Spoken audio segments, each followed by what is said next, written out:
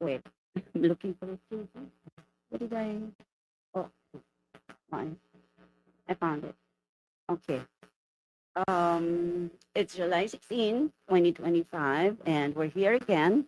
And today, the Office of the Vice President is proud to release its 2024 accomplishment report that showcases its accomplishments and successful endeavors that were started since Vice President Sara Duterte took office in July 2022. Our mission is to deliver public service that is accessible and responsive for the good of all Filipinos, especially the unserved and the underserved. And we're happy to give you some hard copies of the 2024 accomplishment report in the form of a coffee table. But it's like a coffee table book, but we also have a digital copy that you can access any time of the day or night in any mobile device, a computer, or any other technical devices that you have. You will see here in the accomplishment report the among the programs of the Office of the Vice President that has successfully catered to 2.4 or 2,416,899 passengers since the program was launched on August 3, 2022, and it is called Libreng Sakay. As of December 31, 2024, this program has already served 1,025,275 passengers. And so we have now 2,416,899 as of today. The Libreng Sakay has the following routes. It is actually an ongoing program that help the well, of course, we help our we have help from our private partners in public service to be able to complement mass transportation in Metro Manila, Cavite, Bacolod, Cebu, Davao, and now we have another one running in Tacloban. It is the latest route that we have created. And the free bus service in Tacloban now operates along the bus terminal from the Tagpuro Elementary School route in Tacloban City.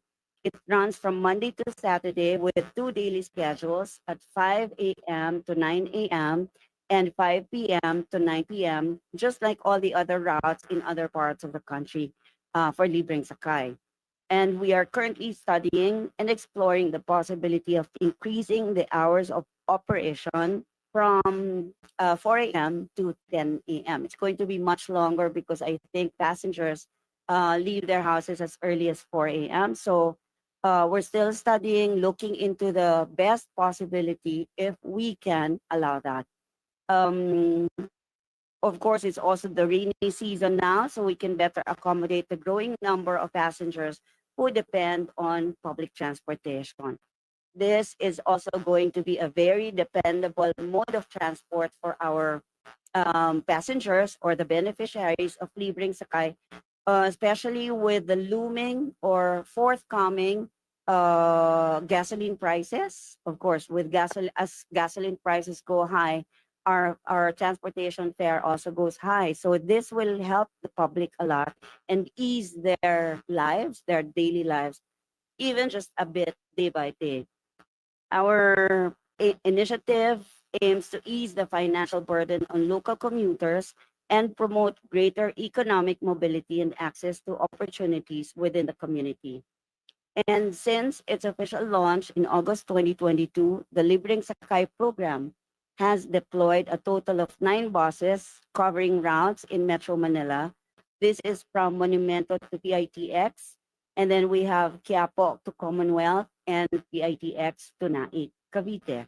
We also have in Metro Cebu, Bacolod, Davao City, and the newest is Tacloban. And just to tell you also, the Libreng Sakay is only one of the many accomplishments of the Office of the Vice President for the year 2024. And you will find them in the coffee table book. If you are given the hard copy, you can ask them later. I think they're going to distribute some. But for the digital or high-tech people, you can just go to Facebook And I understand that the link to this page or to this book has already been posted.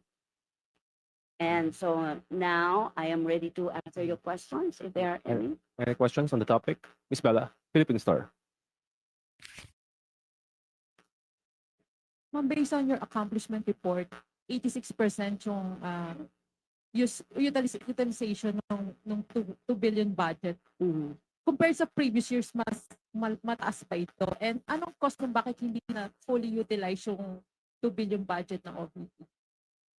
Okay, so I have to be clarified. What's the 2 billion budget? For 2024? Yes. Hold on. Based on the accomplishments we have not utilized, you said there was low utilization. No. 86% yung utilization rate. So merong portion na hindi na-utilize. Anong cost na bakit hindi na fully utilized? Oh, And yes. compared sa previous years, mas mataas In ba to? 2023, Yeah. and then it increased again in 2025. So far by half a year computation.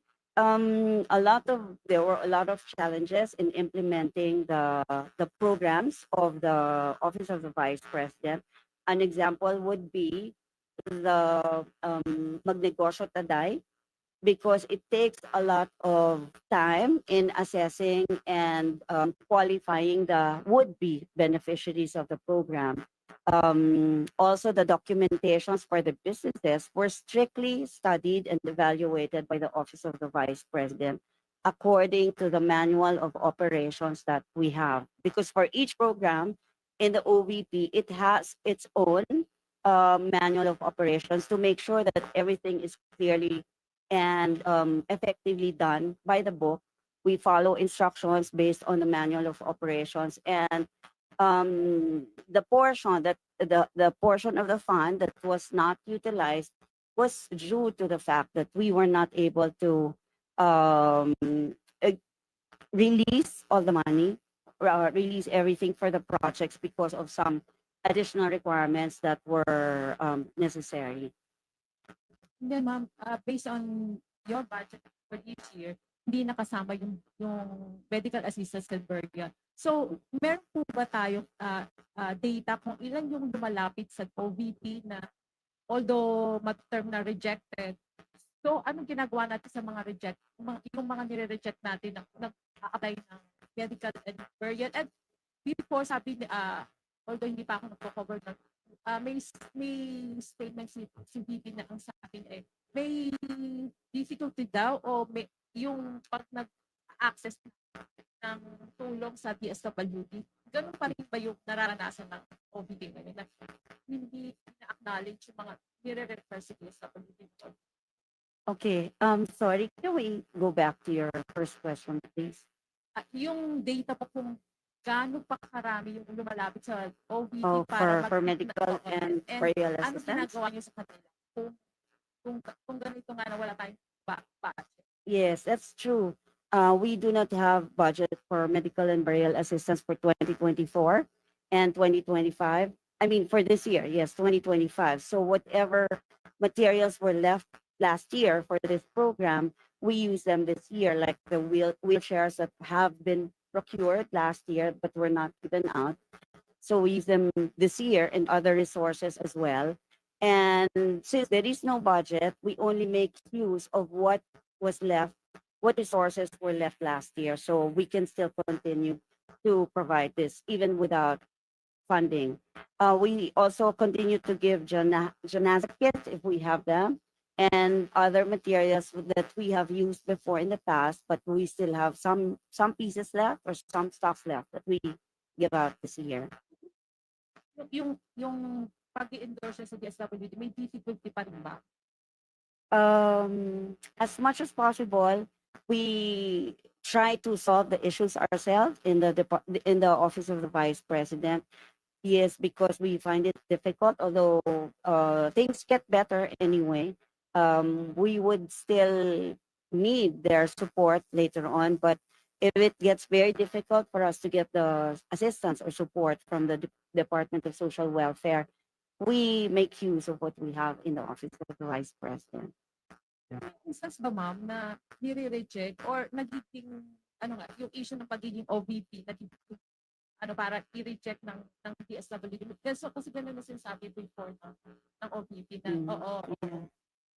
I have to say, I have to admit, yes, there are some line agencies who, probably upon instructions from their superiors, I don't know, I'm just speculating, but yes, we experience that challenge every now and then.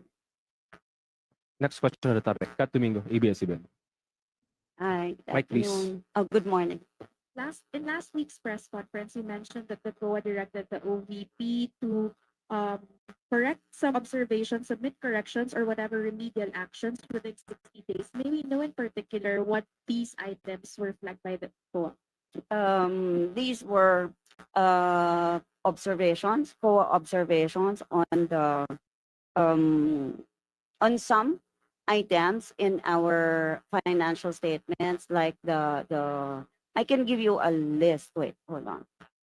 There is, okay, here.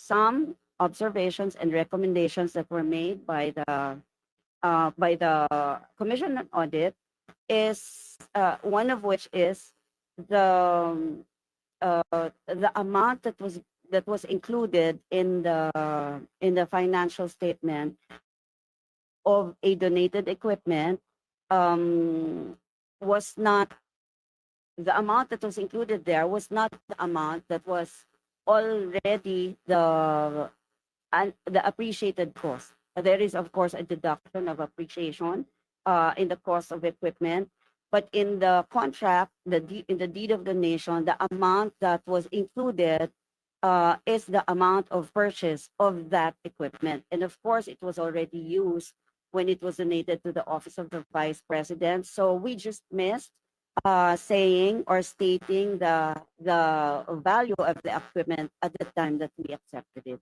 So if for one particular equipment, the purchase value was at 3.824 million, but the depreciated cost was no longer included. And that is what that's one item that we are also submitting for action. And when action is done, we're going to submit the report to the Commission on Audit. We were given 60 days, I understand, to do this. Now, do you have a rough figure as to how many items were flagged by the COA in the 2024 budget? There are only a few. Okay.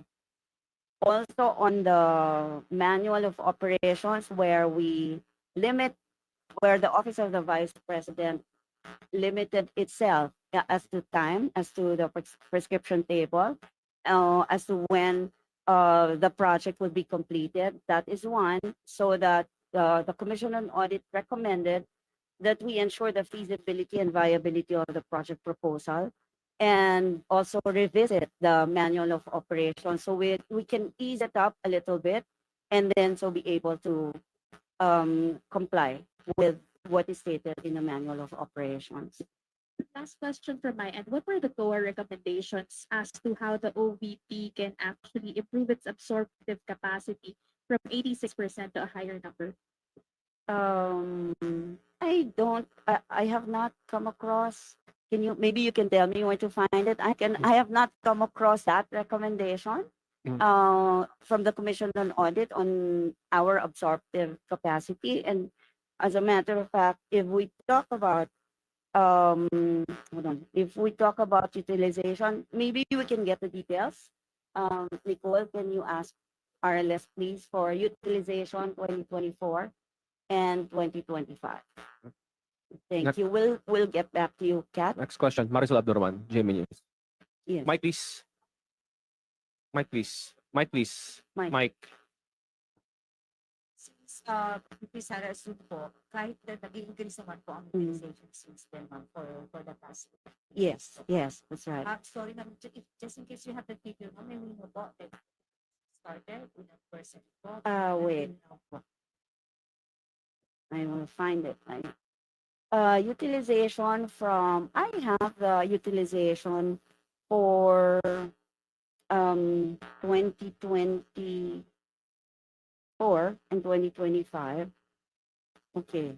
For 2024, we have utilization rate of 85.55%. And then for 2025, as of this is I think as of June 2025, our utilization rate is at 34%. So we're going to increase this some more. Like I said, a lot of challenges internally in the office of the vice president, and we understand that we need to speed up utilizing the funds, but we also do not want to carelessly utilize the funds. So we are being very careful so as not to open any issue that may be thrown against us. Okay, next question. Okay, Next question, Fred. I'm sorry. Yeah, kasi I was asking earlier about the recommendations of what is to improve the Mm. utilization. Effort po ng OVP, ma'am. Ano po yung ginagawa natin para at least increase the Yes, we're just being careful, but we intend to use up the entire budget that is allotted to us for 2025. We're already on the 34% utilization rate, but we still have time, and we're going to speed up our the action on all our programs. Next question, Fred Mendoza, Manila Times. Ma'am, good morning. Good morning po, ma'am. Kasi may mga lawmakers po kasi parang bakit nagkaroon na po ng unmodified opinion sa kanila sa OVP doesn't mean daw po na-register po yung record. Ano po inyong comment po doon sa sinabi? While the OVP had its unmodified opinion, hindi naman daw siya technically malinis or technically fair yung para lang po maliwanag sa ating kaumbayan. Kasi naguguluhan po yata yung kaumbayan natin, yung ating mga public. Kasi pag sinabi yun, pag may sinasabi ng modified opinion, tapos biglang may mga nag-comment. Doon pala, comment ng opinion. So, pakiklaro na lang po natin pa. Okay. I also heard that. And okay, let me go back. There are three kinds of audits done, right? There's the financial statement audit, there's the compliance audit, there's the performance audit.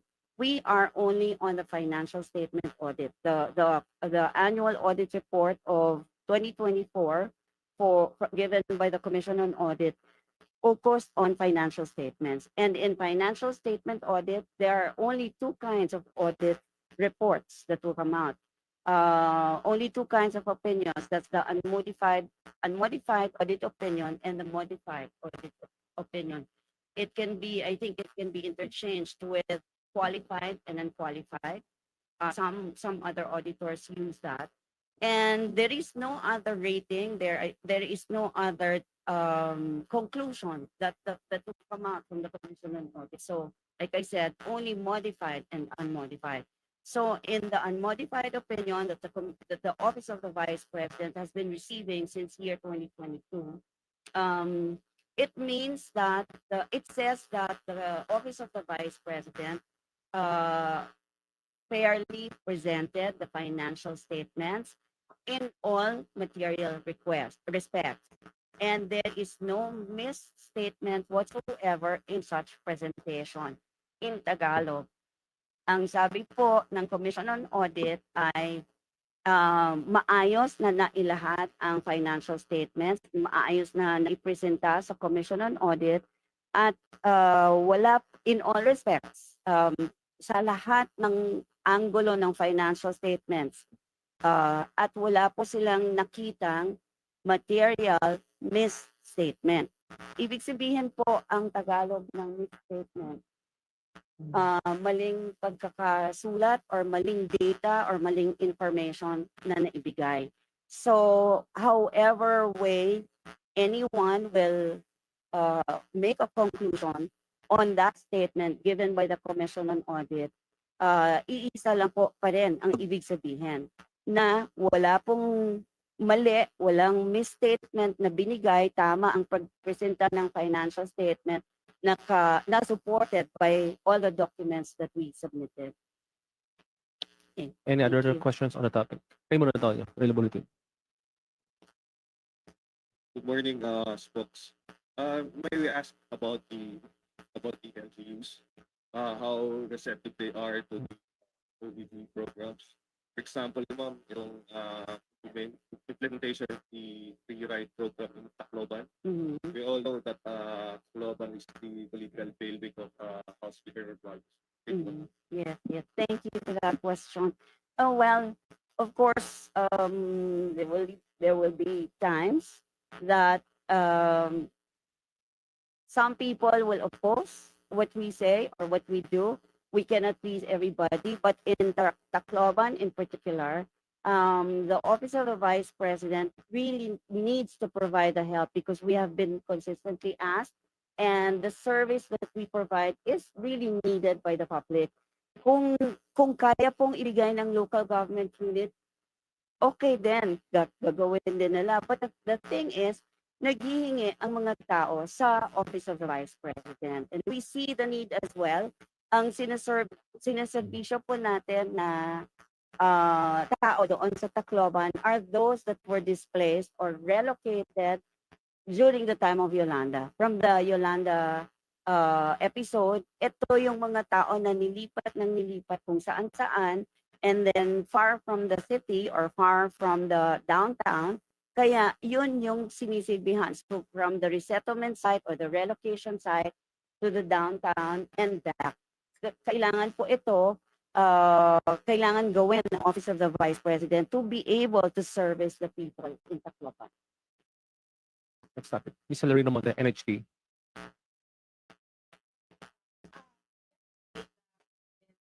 The 6.9 budget for next year. How optimistic are you that the proposed budget of the OVP, which is I think more than 900 million, Mhm.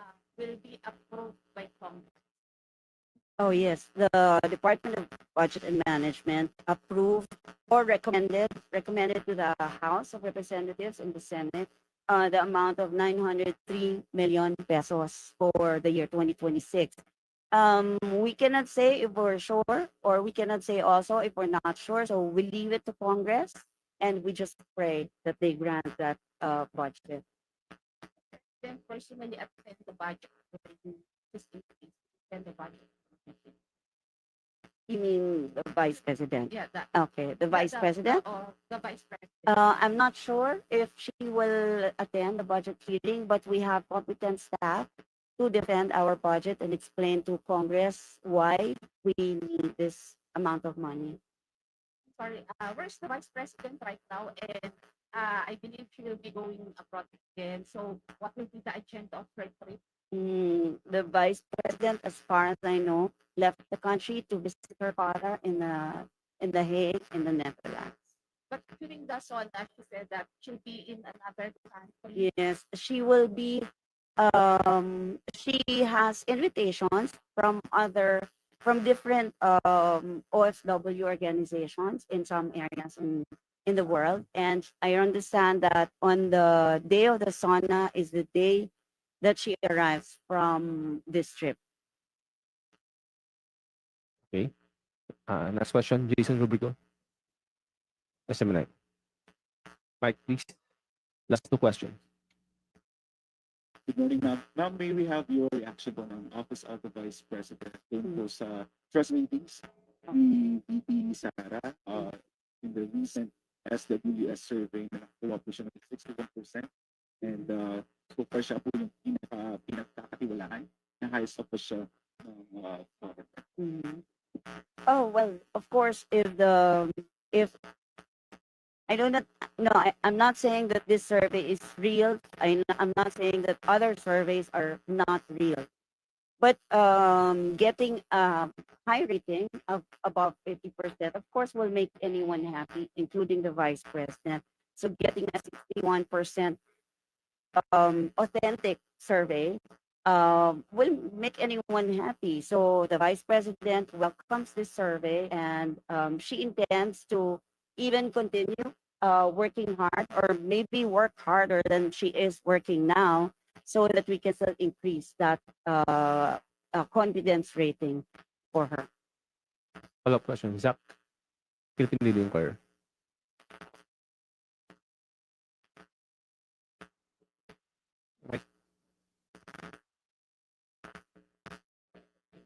there's this SWS survey where it's sinabi ko na majority ng Filipinos, or 66% believe that Vice President Duterte should face impeachment court to formally address charges. Mhm. Okay. Um, of course, the vice president the vice president is ready. She's been saying that, and she's eager to be able to present her case or her evidence in the impeachment court, so that once and for all doubts cast on her will go away, and that's what she wants. But there are legal strategies, there are legal remedies that any lawyer can take. So in this case, the lawyers of the vice president are taking legal remedies, legal strategies that are allowable in our system. So we'll wait. The vice president will just wait for whatever decision the Supreme Court issues on this one. And should the impeachment trial go as planned, the vice president is prepared. Okay. Last question. Para sa labdar one. Question natin. Pero Mm. kung tutusin naman daw, bakit hahanapan trabaho ang PPA? Ano ba ang mandato ng Vice President nang naayon sa batas? Mhm. What's the mandate of the Vice President? The mandate of the vice president is the same as the mandate of the president. Lahat po ng nakalagay sa constitution na trabaho ng presidente, ganun din po ang trabaho ng vice president. She is technically the assistant, or when the president is absent, she takes over because she's the vice president. May nagsasabi nung nag-spare time lang ang PP. So, what do you mean to say? Sa expert. Okay, JC, you will have to Right. indulge me. Hmm. Yeah, I also need to answer this because it's very important. All of us here, I'm sure all of us, even outside this room, would think that the vice president, not necessarily VP Sara, all the vice presidents, past, present, and future, are looked at as spare tire. But if you really think about it, the vice president should be as prepared as the president. Should anything happen to him, who assumes the responsibility? It's the vice president. And keeping her out of the loop, whoever the vice not being able to provide funds for her projects and programs, not being able to support the vice president, it's a great disservice to the country.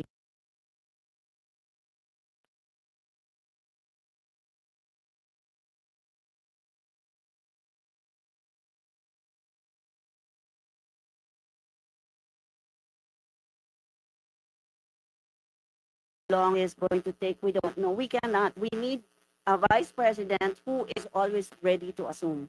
And the services that are now being delivered by the vice president through her office is a way of preparing herself just in case anything happens from now until 2028. Otherwise, it's just it's all in a day's work. Our programs, our plans, our activities, funded or not by Congress, it's all in a day's work. We'll still complete the job that she has promised to do in 2022, and she continues to fulfill it, and she will make sure to see through all those promises fulfilled in 2028 by the end of her term. Okay, that wraps up for our today's presser. Thank you very much for coming. Okay, thank you. Wait, wait,